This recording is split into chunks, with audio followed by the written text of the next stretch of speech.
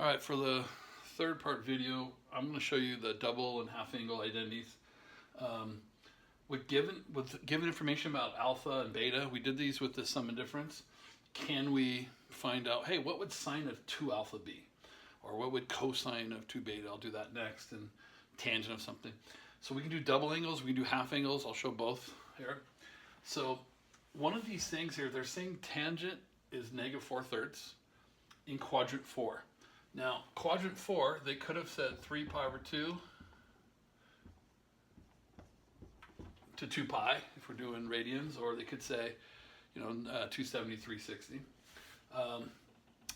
B, cosine's negative, and that's in quadrant 3, from 180 to 270, pi to 3 pi over 2. So cosine's negative in quadrant 3 and tangent's negative in quadrant 4, so that's why they have negative signs. All right, so let's see if we can find sine 2 alpha. I strongly recommend that whenever you do these, write the formula out first. Always that lazy student who refuses to do that part, they're the ones that screw up. So I write the formula, and then I got to do 2 sine alpha. Well, I only know tangent of alpha, so remember, like in before, we need to draw this triangle out. So since we're in quadrant 4, we're going to draw alpha down here in quadrant 4. So tangent is 4/3. So we can find out by Pythagorean theorem the third side's 5. Again, that's positive, and this would be the negative, and that's where the negative comes from if you want to put signs on there. Or just remember we're in quadrant 4. All right, so now sine of alpha is -4/5. Okay? And then cosine of alpha is 3/5. So since we're in quadrant 4, alpha is, sine was negative and cosine was positive. All right, for some reason, this is so simple to multiply, people screw this up. This is really 2 over 1. So the 2 only multiplies the top. You'll have a student who will multiply the top by 2 and then the bottom by 2. Well, you technically just multiply by 1. Okay, so it does nothing. So the 2 goes up here, will give me -24. And then I get 25 for the bottom, and that's your answer for sine 2 alpha. So let's do cosine 2 beta. Now remember, we had 3 choices for this one, but I recommended this one. So cosine of 2 beta would be cosine squared of beta minus sine squared of beta. So let's fill those in. Cosine of beta. Now again, beta is this triangle, so I need to do this one. We're in quadrant 3. Down here. And cosine is 12/13. So by Pythagorean theorem, that side's 5. If you want to put sines, we're going left and down. So quadrant 3, those are both negative. All right. So it turns out when you use cosine squared and sine squared, it doesn't matter if you get the signs wrong in a sense because they're being squared, but always do it properly. Cosine is -12/13 squared. Sine is -5/13 squared. All right, so I get 144 over 169 minus 25 over 169. If you're wondering if this minus makes a plus, that minus is squared first, order of operations. So it actually, this number will always become a plus. So this will always stay minus there. All right, and I subtract those. And I get 119 over 169. All right, so that's using the double angles. Tangent's very similar. It's just going to be the cleanup's a little different. I'll go ahead and get my eraser. I'll show you tangent.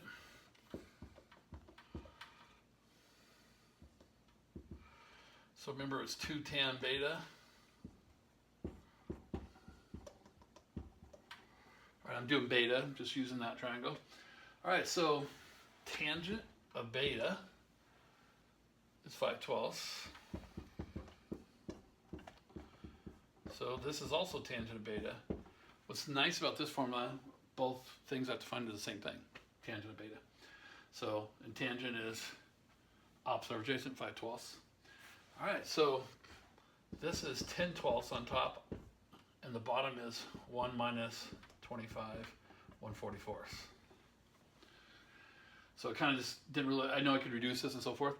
So the common denominator to me is 144. I can multiply everything by 144. So technically, I multiply the top by 144 and the whole bottom by 144. This will clean it up nice. So that 12 cancels to be 120 on top. And here I'll get 144 minus 25, or 119. So I actually got tangent of 2 beta. Now just to kind of point out something, I now can pretty much tell what quadrant I'm in for 2 beta. Because I've done cosine of 2 beta and I've done tangent of 2 beta. So we know beta's in 3rd quadrant. If you double that angle, 2 times that angle, we don't really know where we're at. We can narrow it down, but like the angle could be 200 degrees. Well, 400 degrees would actually put it in quadrant 1. But maybe we went backwards. Maybe we went negative 150, double that, it's negative 300, which would actually put it in quadrant. Well, that would put it in quadrant 1, but you know, some of them, it might be like 1 or 4 or 1 or 2. So in that case. So since tangent and cosine are both positive, it must be in quadrant 1. So you could actually, which is interesting, you can do a triangle with 2 beta. So since cosine was 119 over 169, you could do Pythagorean theorem. This will turn out to be 120. It's one of your triples. That's kind of big. So tangent is 120 over 119, as you can see. So now I haven't done sine, but I bet if you go and check sine, you'll get 120 over 169. Okay, opposite or adjacent. So that's a cool little extra feature. You don't need to know that stuff, but that's just kind of showing you, you know, a little bit more about the angle if you wanted to. Okay. All right, let's do some half angles.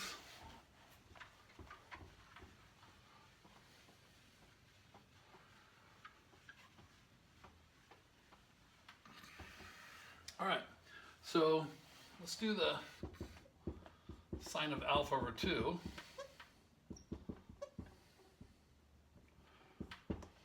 The reason why I need to show you these half angles, this is where the plus and minus can get a little tricky. You got to figure out what quadrant the half angle's in. Well, the full angle, they're telling us, is between 3 pi over 2, 2 pi. Now, technically, they said quadrant 4. So that's something that in the half angles, they kind of have to tell you between where and where. Because again, it could have been between 0 and negative 90, which would be a completely different idea. So I will change that to say, hey, that's the information they gave us. To do half angles, they need to. All right, if you want to know the correct sign, you got to know what quadrant the half angle is. So a little trick is when you have this inequality here, divide everything by 2, and then you'll know where the half angle is between. 3 pi over 4, that's 135, and 180. 135, 180, that's quadrant 2. So half of this angle that was in quadrant 4 is in quadrant 2. Well, that seems to make sense. Half of 4 is in 2, but sometimes it could be just on the edge, and it all depends. Depends on which way you go, of course. All right, so the we're in quadrant 2, we said, so positive. Sine's positive in quadrant 2. So then 1 minus cosine of alpha. Cosine of alpha is 3/5 all over 2. I would clean this up. This is like, if I multiply by 5 like I did before, I get 5 minus 3, so I get 2 over 10, which is 1/5. Square root of that is 1 over radical 5. I'm happy with that answer. You can clean it up to be root 5 over 5. All right. So you just have to decide where you're at. So if I did cosine, say alpha over 2. Again, since we're in quadrant, we did the half angle. Since we're in quadrant 2, this one will be negative 1 plus cosine alpha over 2.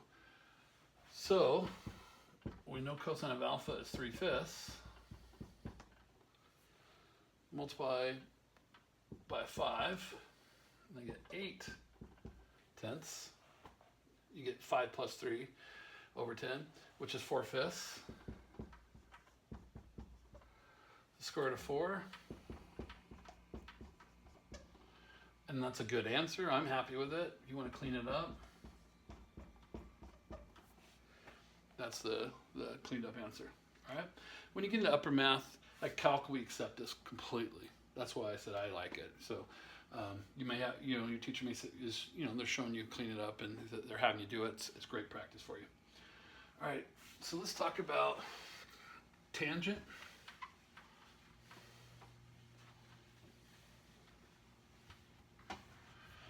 So let's do beta over 2. All right, so if we remember the tangent formula, the one I liked, 1 minus cosine of beta over sine of beta. All right, so that's one of them that I was a fan of, so I don't have to worry about the signs. But if I did have to worry about the signs, let's figure out what betas would have been. Beta over 2, oh, I need that triangle. That was bad.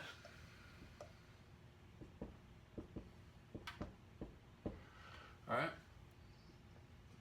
so divide by 2, and I get pi over 2, 3 pi over 4. So that's between 90 and 135, which is quadrant 2 also. It turns out it's quadrant 2. So I know then I should get a negative answer when I'm done. Okay, but if it had the plus, if we use that plus minus radical formula, then I would have to go, oh, it's negative, because you have to know what quadrant. Now, if it was sine and cosine, they have that plus minus choice. We would have to do that work. All right, so tangent, cosine of beta, negative 12/13. Sine of beta, negative 5/13. I would multiply everything by 13. I get 13 plus 12. I get negative 5. All right, I'm gonna double check my work because that seemed interesting. 1 minus sine, multiply by 13, I get 13 plus 12, 25 over negative 5. Yeah, looks good. So, and that would be the tangent of the half angle. All right, so we can do all the half angles from here, the double angles from information, and one of the keys is the half angle formulas have that plus or minus, just to reiterate that, and you have to check what quadrant you're in. So you could just, divide by 2 everywhere, and then that will tell you what quadrant the half angle's in. All right, we don't have to worry about the double angle. None of the double angle formulas had a choice plus or minus, and it's because we have that plus or minus, like which one is it, then we have to figure out what quadrant. All right.